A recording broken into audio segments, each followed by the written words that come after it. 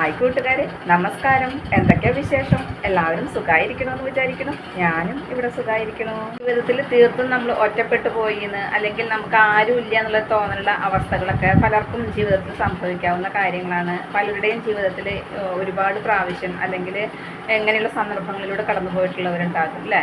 ഞാൻ അങ്ങനെ ഒരുപാട് കടന്നു പോയിട്ടുള്ള ഒരു വ്യക്തിയാണ് കേട്ടോ. അപ്പോൾ അതുകൊണ്ടാണ് ഞാൻ പറയുന്നത്, ആ സമയങ്ങളിൽ എനിക്ക് തോന്നുന്ന മാനസികമായ വിഷമങ്ങളും അല്ലെങ്കിൽ ചിലപ്പോൾ ഞാൻ അനുഭവിക്കുന്ന ടെൻഷനുകളും ഒരുപാടുണ്ട് കേട്ടോ. ചിലപ്പോൾ നമ്മൾ ഒന്ന് വിട്ട ഒന്ന് എന്ന രീതിയിൽ നമുക്ക് എപ്പോഴും പ്രശ്നങ്ങളെ പ്രതിസന്ധികളെയും നേരിടേണ്ടി വരുന്ന ഒരു സാഹചര്യം ജീവിതത്തിൽ ഉണ്ടായിരിക്കാം അല്ലേ? അത് അപൂർവം ചിലർക്ക് അങ്ങനെ ഉണ്ടായിരിക്കും. അപ്പം നമ്മൾ പറയും വിധി അല്ലെങ്കിൽ യോഗം എന്നൊക്കെ പറയുന്നത് നമ്മളായിട്ട് ഉണ്ടാക്കുന്നതാണ്, അല്ലെങ്കിൽ നമ്മളായിട്ട് തീരുമാനിക്കുന്നതാണ് പറയും. അല്ല, ഓരോരുത്തർക്കും ഓരോ രീതിയിൽ നമ്മുടെ ജീവിതത്തിൽ അനുഭവങ്ങളുണ്ട്. അത് ആ അനുഭവങ്ങളിലൂടെ കടന്നു പോയവർക്ക് മാത്രമേ അതൊക്കെ പറയുമ്പോൾ മനസ്സിലാക്കാനായിട്ട് പറ്റുള്ളൂ കേട്ടോ. അല്ലാത്തവർക്ക് ഇതൊക്കെ പറഞ്ഞു കഴിഞ്ഞാൽ ഒന്നുകിൽ പുച്ഛം അല്ലെങ്കിൽ അവരൊരു ചെറുചിരിയോട് കൂടിയിട്ട് നമ്മൾ പറയുന്നത് കേട്ടിരിക്കും. പക്ഷെ ഞാൻ ആരോടും അങ്ങനെയൊന്നും പറയാൻ പോകാറില്ല. കാരണം പറഞ്ഞിട്ട് കാര്യമില്ല. നമ്മുടെ മനസ്സിലെ വിഷമം നമ്മൾ മറ്റൊരാളോട് പറഞ്ഞത് കൊണ്ട് നമ്മുടെ വിഷമങ്ങൾ തീരില്ലല്ലോ. അല്ലെങ്കിൽ നമ്മൾ അനുഭവിക്കുന്ന മാനസിക വിഷമം അല്ലെങ്കിൽ ശാരീരികമായ ബുദ്ധിമുട്ടുകൾ നമ്മൾ മറ്റൊരു വ്യക്തിയോട് പറഞ്ഞതുകൊണ്ട് നമുക്ക് മാറ്റം വരില്ല, അല്ലെങ്കിൽ അത് മാറിപ്പോവാനായിട്ട് പോകുന്നില്ല. അപ്പോൾ പരമാവധി നമ്മൾ സഹിക്കാനുള്ളത് സഹിക്കും. അത് കഴിഞ്ഞിട്ട് വീണ്ടും ആവുകയാണെന്നുണ്ടെങ്കിൽ നമുക്ക് ഒരുപാട് ടെൻഷനുകൾ അല്ലെങ്കിൽ വിഷമങ്ങൾ വരുമ്പോൾ ചിലപ്പോൾ തലവേദനയായിട്ട് വരാം, ചിലപ്പോൾ നമുക്ക് ശാരീരികമായ അസ്വസ്ഥതകളായിട്ട് വരാം. അപ്പോൾ ആ സമയങ്ങളൊക്കെ ചിലപ്പോൾ നമുക്ക് നമ്മുടേതായ രീതിയിലുള്ള പ്രശ്നങ്ങളെ നേരിടേണ്ടി വരുമ്പോഴുള്ള ആ പ്രതിസന്ധികളെ തരണം ചെയ്യാൻ പറ്റാതെ വരുമ്പോഴുള്ള ബുദ്ധിമുട്ടുകളായിരിക്കാം.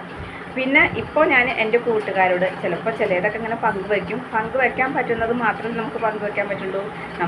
നമുക്കറിയാം, യൂട്യൂബ് എന്ന് പറയുന്ന പ്ലാറ്റ്ഫോമിൽ നമുക്ക് എല്ലാം വന്ന് നമ്മുടെ പേഴ്സണലായിട്ടുള്ള കാര്യങ്ങൾ പറയാനായിട്ട് പറ്റില്ല.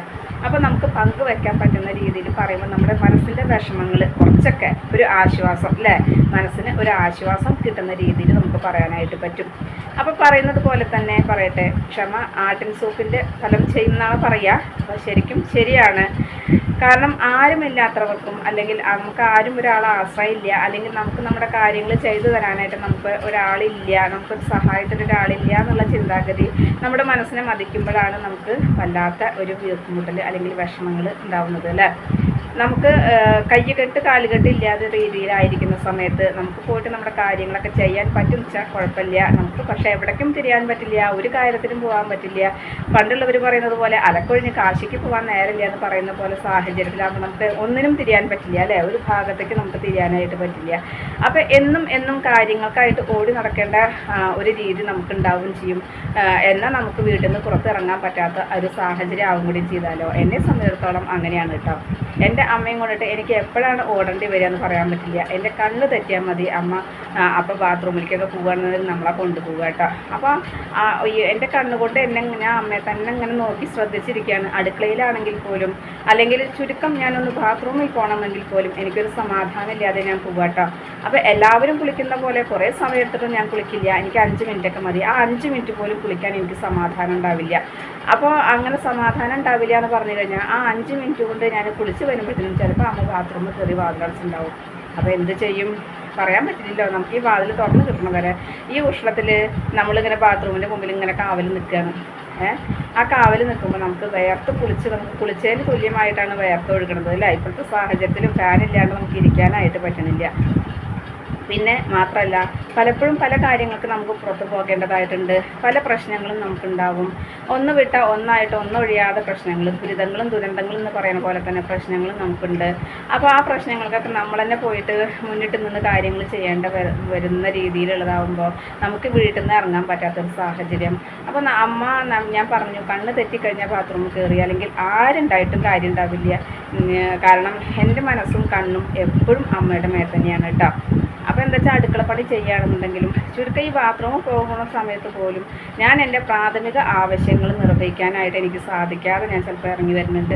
കാരണം എന്തുകൊണ്ടാണെന്ന് വെച്ച് കഴിഞ്ഞാൽ ഒരൊറ്റ നിമിഷം കൊണ്ട് ചിലപ്പോൾ ആൾ എഴുന്നേറ്റ് നടക്കും. അപ്പം എഴുന്നേറ്റ് നടക്കുന്നതുകൊണ്ട് കുഴപ്പമുണ്ടായിട്ടല്ല, നമ്മൾ കൂടെ ഒരാളുണ്ടെന്നുണ്ടെങ്കിൽ ബുദ്ധിമുട്ടില്ല. സോഡിയം കുറവ്, അതുപോലെ ഇയർ ബാലൻസിൻ്റെ പ്രശ്നങ്ങൾ, ഇതെല്ലാം ഉണ്ട്. ഇയർ ബാലൻസിൻ്റെ പ്രശ്നം മാറില്ല എന്ന് ഡോക്ടർ പറഞ്ഞു, കാരണം ഓർമ്മക്കുറവ് അവർക്കുണ്ടല്ലോ. അപ്പോൾ അതുകൊണ്ട് അത് മാറാൻ പോണില്ല. മെഡിസിൻ കഴിക്കുന്നുണ്ട്, മെഡിസിൻ കഴിച്ചിട്ട് കൂടുതൽ ഇതൊന്നുമില്ല എന്ന് പറഞ്ഞു കേട്ടോ. അപ്പോൾ നമ്മൾ ഒരാൾ കൂടെ ഉണ്ട്, ഞാൻ കൈ പിടിച്ചിട്ട് നടത്തിക്കുക, മുറ്റത്ത് കൂടെ നടത്തിക്കുക, അല്ലാതെ ഷുഗർ കൂടുള്ളൂ. ദേഹം ഇളകിയിട്ടില്ല, ഭക്ഷണം കൺട്രോളാണ് പറഞ്ഞിട്ട് കാര്യമില്ല. ദേഹം ഇളകിയില്ലെങ്കിൽ ഷുഗർ കൂടും. അവരുടെ ഷുഗറുള്ള ശരീരമാണ്, അപ്പോൾ അതനുസരിച്ച് ഷുഗർ കൂടും. അപ്പോൾ ക്ഷമ ആട്ടിൻ സൂപ്പിൻ്റെ ഫലം ചെയ്യുമെന്ന് ഞാൻ പറയുന്നത് ഈ സമയങ്ങളിലാണ് കേട്ടോ. കാരണം എൻ്റെ ക്ഷമ, എനിക്ക് തോന്നും ചിലപ്പോൾ ഈ ഒരു ക്ഷമ എനിക്കില്ലായിരുന്നു എന്നുണ്ടെങ്കിൽ.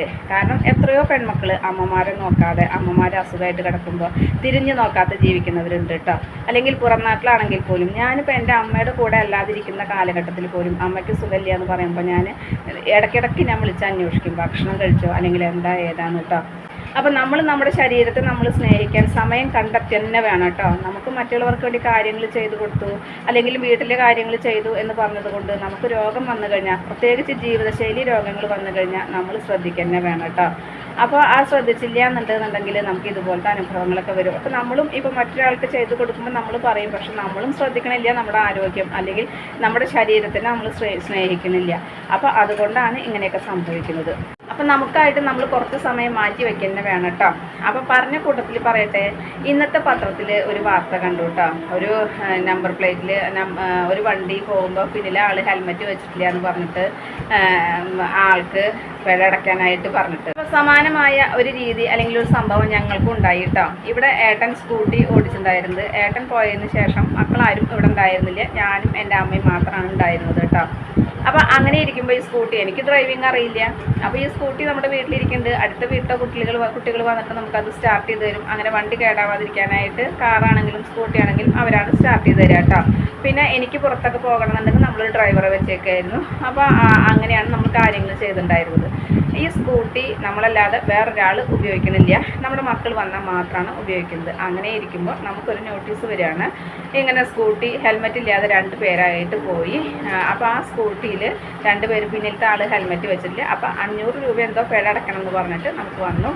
അപ്പോൾ ഈ പറഞ്ഞ ഡേറ്റ് നമ്മുടെ ഇവിടെ ഉത്രാളിക്കാവ് പൂരമായിരുന്നു. ഈ ഉത്രാളിക്കാവ് പൂരത്തിന് നമ്മുടെ വീട്ടിൽ നിന്ന് ആരും പുറത്തു പോവില്ല. കാരണം നമ്മുടെ വീട്ടിൽ ആരുമില്ല, ഏട്ടനും ഇല്ല, മക്കളും ഇല്ല, ആരുമില്ല. ഞാനും എൻ്റെ അമ്മയും മാത്രമാണ് ഉണ്ടായിരുന്നത്. ആ സമയത്ത് ഇവിടുന്ന് ആരും വണ്ടി കൊണ്ടുപോയിട്ടില്ല. പിന്നെ ഏട്ടൻ ഇല്ലാതെ ആയതിനു ശേഷം, മക്കളും അവരുടെ ജോലി സ്ഥലങ്ങളിലേക്ക് മടങ്ങിയതിന് ശേഷം നമ്മുടെ വീട്ടിൽ നിന്ന് സ്കൂട്ടി ഞാൻ ആർക്കും കൊടുത്തില്ല. കാരണം എന്താണെന്ന് വെച്ച് കഴിഞ്ഞാൽ ഞാൻ ഒറ്റയ്ക്ക് ഇവിടെ ഉള്ളൂ. വേറെ ആർക്കെങ്കിലും നമ്മളിത് ഓടിക്കാനായിട്ട് കൊടുത്ത് ഇതുപോലെ എന്തെങ്കിലും പ്രശ്നങ്ങൾ വന്നാൽ അത് ബുദ്ധിമുട്ടിലായിത്തീരും. അതുകൊണ്ട് ഞാൻ ഒരാൾക്കും ഞാൻ വണ്ടി കൊടുക്കാറില്ല കേട്ടോ. അപ്പോൾ അത് ഉറപ്പാണ്. കാരണം അങ്ങനെ കൊടുത്തു കഴിഞ്ഞാൽ ഇതുപോലത്തെ പ്രശ്നങ്ങളൊക്കെ വരണ്ട. എനിക്കിവിടെ ഓടാനും എനിക്ക് നേരമില്ല, എനിക്ക് പോകാനും അറിയില്ല. അതുപോലെ മക്കളും ഇവിടെ നാട്ടിലില്ല, ഏട്ടനും ഇല്ല. ഏട്ടൻ ഉണ്ടെന്നുണ്ടെങ്കിൽ എനിക്കിത് പേടിക്കാനൊന്നുമില്ല. അപ്പോൾ അങ്ങനെയായിട്ട് ഈ നോട്ടീസ് വന്നപ്പോൾ ഞാൻ മോനെ വിളിച്ച് വിവരം പറഞ്ഞു. അവനിത് വിളിച്ച് അന്വേഷിച്ചു. വടക്കാഞ്ചേരി സ്റ്റേഷനിൽ പരാതി കൊടുക്കാൻ പറഞ്ഞു. വടക്കാഞ്ചേരി സ്റ്റേഷനിൽ നമ്മൾ പരാതി കൊടുത്തു. തൃശ്ശൂർ റൗണ്ടിലാണ് തോന്നുന്നുണ്ട് ഈ വണ്ടിയുടെ നമ്പർ. പക്ഷേ വണ്ടിയുടെ നമ്പർ പ്ലേറ്റ് നമുക്ക് നമ്പർ കറക്റ്റായിട്ട് കാണുന്നില്ല. ഏകദേശം നമ്മുടെ നമ്പറിൻ്റെ ഒരു വകഭേദമായിട്ടാണ് പറയുന്നത്.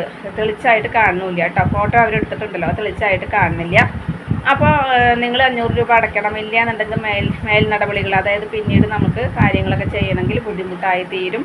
ഇതിങ്ങനെ തന്നെ നിങ്ങളുടെ പേരിൽ ഇവിടെ കിടക്കുകയാണെന്നൊക്കെ പറഞ്ഞു. അങ്ങനെ നമ്മൾ എന്തോ മോട്ടോർ വാഹന വകുപ്പിലും അതുപോലെ തന്നെ പോലീസ് സ്റ്റേഷനിലും തൃശ്ശൂരിലും അതൊക്കെ മക്കൾ അങ്ങനെ ചെയ്തു. ഞാൻ ഇവിടുന്ന് അവർക്ക് മലയാളം എഴുതാത്തൊരു ബുദ്ധിമുട്ടാണ്. അപ്പോൾ ഞാൻ മലയാളത്തിൽ അപേക്ഷകളൊക്കെ എഴുതിയിട്ട് അത് ഞാൻ ഫോട്ടോ എടുത്ത് അയക്കും. അത് പ്രകാരം അവരവിടെ നിന്നൊക്കെ ഡീൽ ചെയ്തു, കാര്യങ്ങളൊക്കെ ആക്കി. ഇപ്പോൾ ചെന്നപ്പോൾ വീണ്ടും നമ്മൾ അറിഞ്ഞു, നമുക്ക് ഈ വണ്ടി എന്തെങ്കിലും പിന്നീട് വിൽക്കുകയോ അല്ലെങ്കിൽ എന്തെങ്കിലും കാര്യങ്ങൾ ചെയ്യണമെന്നുണ്ടെങ്കിൽ ഈ ഇത് അവിടെ കിടക്കുന്നുണ്ട്. അപ്പോൾ നമ്മൾ ചലാൻ അടയ്ക്കേണ്ടി വരും. 500 രൂപ അടയ്ക്കണം. അത് അടച്ചിട്ടില്ല എന്നുണ്ടെങ്കിൽ പിന്നീട് അത് പ്രശ്നമായിട്ട് വരുമെന്ന് പറഞ്ഞു. അപ്പോൾ ഇന്നത്തെ പത്രത്തിൽ ഒരു ചാലക്കുടിയിലുള്ള ഒരു വ്യക്തിയുടെ വണ്ടി എറണാകുളത്ത് ഓടിയിട്ടുണ്ട്. ആ വണ്ടി ഓടിക്കുമ്പോൾ പിന്നിലിരിക്കുന്ന ആൾ ഹെൽമെറ്റ് വെച്ചിട്ടില്ല. അതുകൊണ്ട് അയാൾക്ക് പിഴ ചുമത്തിയിട്ട് നോട്ടീസ് വന്നിട്ടുണ്ട്. ഇത് കണ്ടപ്പോൾ എനിക്കത് ഓർമ്മ വന്നു. അപ്പോൾ ഞാൻ പറയാണ്, നമ്മൾ വെറുതെ ഇരിക്കുന്നിടത്ത് നമുക്കുണ്ടാവുന്ന ഓരോ പുലിവാലികളാണിത് അല്ലേ. അപ്പോൾ ചോദിക്കും, ഇതിനിപ്പോൾ ഇത്ര ടെൻഷൻ അടിക്കാണ്ടോന്ന്. ടെൻഷൻ അടിക്കാനുണ്ട്. കാരണം എനിക്കിതിനായിട്ട് നടക്കാനുള്ള സമയമില്ല. ഒന്നാമത്തെ എൻ്റെ വീട്ടിൽ നിന്ന് എനിക്ക് ഇറങ്ങാനായിട്ട് പറ്റില്ല. ഇതേ കാര്യങ്ങളെ കൊണ്ട് നമ്മൾ ഒരുപാട് ഇപ്പോഴൊക്കെയാണ് ഇങ്ങനത്തെ സമയങ്ങൾ വരുമ്പോഴാണ് നമുക്ക് ഒരാളില്ല മുന്നിട്ടിറങ്ങാനായിട്ട് എന്നുള്ള ബുദ്ധിമുട്ട് അല്ലെങ്കിൽ ആ വിഷമങ്ങൾ നമ്മൾ അറിയുന്നത് കേട്ടോ. ഇപ്പം ഞാൻ കാര്യങ്ങൾ നടക്കാനായിട്ട് എനിക്ക് പുറത്തേക്ക് പോകണം അല്ലെങ്കിൽ ഞാൻ കാര്യങ്ങൾ ചെയ്യണം എന്ന് വെച്ച് കഴിഞ്ഞാൽ എനിക്ക് അമ്മയായിട്ട് പോകാൻ പറ്റില്ല. അപ്പോൾ ഇതൊക്കെ തന്നെയാണ് ബുദ്ധിമുട്ടുകൾ കേട്ടോ. അപ്പോൾ ചില സമയങ്ങളിൽ നമുക്ക് പറയാനും മറുപടി പറയാനും അല്ലെങ്കിൽ കാര്യങ്ങൾ പ്രവർത്തിക്കാനും നമുക്ക് പറയാനും അറിയാതെ അല്ല, പക്ഷേ നമ്മളത് സംസാരിച്ച് കഴിഞ്ഞാൽ അത് ബുദ്ധിമുട്ടിലായിത്തീരും എന്നുള്ളത് കൊണ്ട് നമ്മൾ മിണ്ടാതിരിക്കുകയാണ്. അപ്പോഴാണ് ക്ഷമ ആദ്യം സൂപ്പിൻ്റെ ഫലം ചെയ്യുമെന്ന് പറയുന്നത് സത്യമാണെന്ന് ഞാൻ പറഞ്ഞത്. പല കാര്യങ്ങളും നമ്മളങ്ങനെ മിണ്ടാതിരിക്കുകയാണ് അല്ലേ. നോ പറയേണ്ടടുത്ത് നോ പറയണം അല്ലെങ്കിൽ അങ്ങനെയാണ് എന്ന് പറഞ്ഞാലും നമുക്ക് ചിലപ്പോൾ പലതും പറയാനായിട്ട് പറ്റാത്ത സാഹചര്യങ്ങളുണ്ട്. ഓരോരുത്തർക്കും ഓരോ രീതിയിലാണെന്ന് മാത്രം. അപ്പോൾ ആ പേപ്പർ കട്ടിങ്ങിൻ്റെ ഭാഗം ഞാൻ നിങ്ങളായിട്ട് കാണിക്കാം കേട്ടോ. അപ്പം ഞങ്ങൾക്ക് ഇങ്ങനെ ഒരു അനുഭവം ഉള്ളത് കൊണ്ട് ആ വ്യക്തിയുടെ കാര്യങ്ങളും നമുക്കറിയില്ല, എന്താ കാര്യം നമുക്കറിയില്ല, എന്നാലും എനിക്ക് തോന്നുന്നു അങ്ങനെ സംഭവിക്കാം എന്ന് ഞാൻ പറയാണ്. ഞങ്ങളുടെ വീട്ടിലത്തെ വണ്ടി എവിടേക്കും പോയിട്ടില്ല, ഞങ്ങൾക്ക് നല്ല ഉറപ്പാണ്. നമ്പറല്ല ആ വണ്ടിയുടെ, അതൊരു തെറ്റിദ്ധാരണയുടെ മുകളിലാണ് അല്ലെങ്കിൽ ക്ലിയർ ആയിട്ട് ക്യാമറയിൽ കാണാത്തത് കൊണ്ടായിരിക്കാം എന്ന് ഞാൻ ചിന്തിക്കുന്നു. അപ്പോൾ ഇങ്ങനെയുള്ള കാര്യങ്ങൾ സംഭവിക്കുന്ന ഒരുപാട് പേരുണ്ടായിരിക്കും, എന്നെപ്പോലെ നിസ്സഹായാവസ്ഥയിലുള്ള പലരും ഉണ്ടായിരിക്കാം. അപ്പോൾ അവർക്കെല്ലാം ആർക്കെങ്കിലും ഇതൊരു ഉപകാരമാവട്ടെ എന്ന് ഞാൻ പറയാം. ആരോട് നമ്മൾ പറയാൻ, ആരോട് പരാതിപ്പെടാൻ, അധികാരികളുടെ കണ്ണ് തുറപ്പിക്കാനായിട്ട് നമുക്ക് പറ്റില്ല. അപ്പോൾ ഇതിന് നമുക്ക് പരിഹാരം പറയും, രാഷ്ട്രീയം പറയുകയാണെന്നുണ്ടെങ്കിൽ അങ്ങനെ പറയും. പക്ഷേ ഒരു രാഷ്ട്രീയക്കാർ വന്നാലും ഇതിനൊന്നും മാറ്റില്ല. അവരെല്ലാവരും ഒന്നാണ്, നമ്മുടെ മുന്നിൽ മാത്രമാണ് ഇങ്ങനെയൊക്കെ ഉള്ളൂ. അപ്പോൾ നമുക്ക് നമ്മുടേതായ ബുദ്ധിമുട്ടുകളും പ്രശ്നങ്ങളും ഇതേ രീതിയിൽ പല കാര്യങ്ങളും നമുക്ക് പോയി കഴിഞ്ഞാൽ ഒരുപാട് ബുദ്ധിമുട്ടുകൾ, ഒരു പ്രാവശ്യം പോയിട്ട് നടക്കേണ്ട കാര്യങ്ങൾക്ക് പല പ്രാവശ്യങ്ങളും എനിക്ക് നടക്കേണ്ടതായിട്ടുണ്ട്. 6 മാസം 7 മാസമായിട്ട് നമ്മൾ ഒരു കാര്യത്തിന് കൊടുത്തിട്ട് ഇന്ന് വരെ ശരിയാവാതെ ഇനിയും ചിലപ്പോൾ 3 മാസം പിടിക്കുന്നതാണ് പറഞ്ഞിരിക്കുന്നത്. അങ്ങനെ പല കാര്യങ്ങളും ഉണ്ട് കേട്ടോ. നിയമ നടപടികൾ എളുപ്പം നമ്മൾ ചിന്തിക്കും, പക്ഷെ ഒരിക്കലുമല്ല. നിയമത്തിൻ്റെ പിന്നാലെ പോകുമ്പോഴാണ് അതിൻ്റെ ബുദ്ധിമുട്ട് അറിയുക. നമുക്ക് ഒരു കാര്യത്തിന് നമ്മൾ ഒരാളുടെയും ഒന്നിനും ചെന്നിട്ടില്ല എന്നുണ്ടെങ്കിലും നമുക്കെതിരെ എന്തെങ്കിലും കാര്യങ്ങൾ ഇങ്ങനെയൊക്കെ ഉണ്ടായി കഴിഞ്ഞാൽ ഇതുപോലെ ബുദ്ധിമുട്ടുകളാണ്. ആ ബുദ്ധിമുട്ടുകൾ അനുഭവിക്കുന്നവർക്കാണ് അതിൻ്റെ ബുദ്ധിമുട്ട് അറിയുള്ളൂ, അല്ലെങ്കിൽ അത് മനസ്സിലാക്കാൻ പറ്റുള്ളൂ കേട്ടോ. അപ്പോൾ നമ്മൾ ഒരാളോട് പറഞ്ഞത് കൊണ്ടോ ഞാനിപ്പോൾ ഇതിങ്ങനെ പറഞ്ഞത് കൊണ്ടോ ഇതിന് മാറ്റം വരില്ല, എനിക്ക് നല്ല ഉറപ്പ് തന്നെയാണ്. കാരണം നമ്മൾ അനുഭവിച്ച ബുദ്ധിമുട്ട് നമുക്കറിയാം. അപ്പോൾ അതുപോലെ തന്നെയല്ലേ ഓരോരുത്തർക്കും സംഭവിക്കുന്നത്. അതുകൊണ്ട് ഞാനതൊന്ന് പങ്കുവെച്ചു എന്ന് മാത്രമേ ഉള്ളൂ കേട്ടോ. ഇതേപോലെ തന്നെ ഞങ്ങളുടെ വണ്ടിക്ക് വന്നേക്കുന്നത് 2 വ്യക്തികൾ ആ ബൈക്കിൽ സഞ്ചരിക്കുന്നു, ബൈക്കല്ല സ്കൂട്ടിയിൽ സഞ്ചരിക്കുന്നുണ്ട്. പിന്നിലിരിക്കുന്ന ആൾ ഹെൽമെറ്റ് വെച്ചിട്ടില്ല. അപ്പോൾ അതുകൊണ്ടാണ് 500 രൂപ പിഴ ചുമത്തുന്നത് എന്ന് പറഞ്ഞിട്ടാണ് കേട്ടോ. പക്ഷേ നമ്പർ പ്ലേറ്റിൽ കാണിക്കുന്നത് നമ്മുടെ നമ്പർ ക്ലിയർ ആയിട്ട് കാണുന്നില്ല, എന്നിട്ട് പോലും ഞങ്ങളുടെ പേരിലാണ് അത് വന്നേക്കുന്നത്. അപ്പോൾ ആ ഒരു വിഷമം ഞാൻ പങ്കുവെച്ചു എന്ന് മാത്രം. ഇത് കണ്ടപ്പോൾ എനിക്കത് ഓർമ്മ വന്നു, ഇതുപോലെ അനുഭവിക്കുന്നവരുണ്ടായിരിക്കാം. അപ്പോൾ ഇങ്ങനെ ഈ ഒരു കാര്യങ്ങൾ എനിക്ക് എൻ്റെ കൂട്ടുകാരോടൊന്ന് പങ്കുവെക്കണം തോന്നി, അതുകൊണ്ട് ഞാൻ പങ്കുവെച്ചു എന്ന് മാത്രം. ഇന്നത്തെ എൻ്റെ വിശേഷങ്ങൾ ഇത്രയൊക്കെ തന്നെയുള്ളൂ. എൻ്റെ കൂട്ടുകാർക്ക് ഇഷ്ടമായിട്ടുണ്ടാവും എന്ന് വിചാരിക്കുന്നു. ഇഷ്ടപ്പെട്ട് കഴിഞ്ഞാൽ ലൈക്ക് ചെയ്യുക, ഷെയർ ചെയ്യുക. അതുപോലെ പുതിയതായി കാണുന്ന ഏതെങ്കിലും കൂട്ടുകാരുണ്ടെങ്കിൽ സബ്സ്ക്രൈബ് ചെയ്യാൻ മറക്കരുതേ. അടുത്തൊരു വിശേഷമായി വേഗത്തിൽ വരുന്നതാണ്. അതുവരേക്കും നന്ദി, നമസ്കാരം. നിങ്ങളുടെ സ്വന്തം വീണ്ടും കാണാം. Bye, see U.